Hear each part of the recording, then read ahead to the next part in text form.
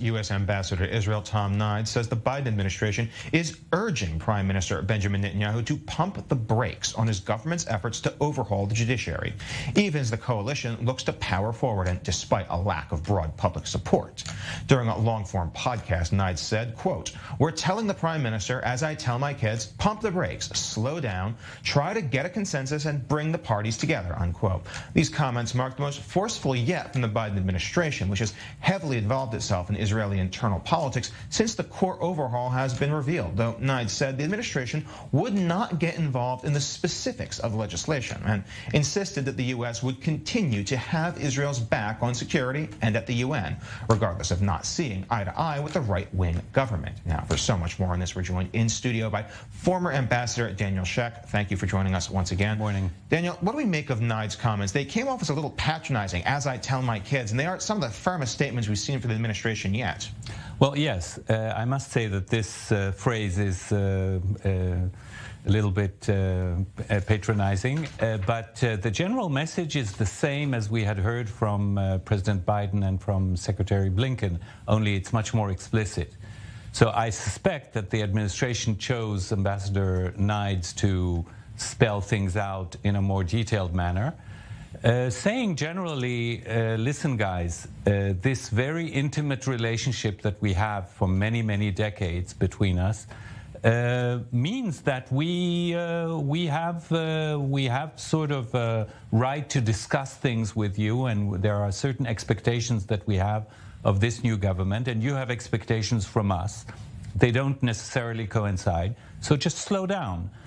And you know, this puts Prime Minister Netanyahu in the position that I've repeated often in this studio, including with you. He has to balance between the pressures from inside his coalition, from Bezalel Smotrich, Ben Gvir, and others, and the international community.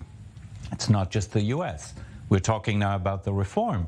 He has heard about this reform from President Macron, and he will hear about it from every leader of the free world that he will meet in the next few weeks and months. And is this level of pressure on Israeli internal politics rather than Israeli foreign policy precedented before? Because I've certainly never seen it myself. Oh, you have. You may not have noticed, but this is not unprecedented. And the question is, what is internal politics? You know, when President Biden says this very special relationship, you must understand, is not just the result of common interest, but of common values, and we feel that these values are being undermined. That means that this relationship that this is a harmful process, not just for Israel, which is our opinion, the Americans, but it is harmful to this relationship. So this suddenly turns into not just an internal affair. And it's not just the Biden administration saying pump the brakes. There's also some internal voices saying the same thing, with the police chief warning that there's a potential here in Israel for a political assassination, that the tensions are so high. Is this really something that is a legitimate concern? Are the tensions actually that high in Israel, or is this rhetoric to try to force a political answer?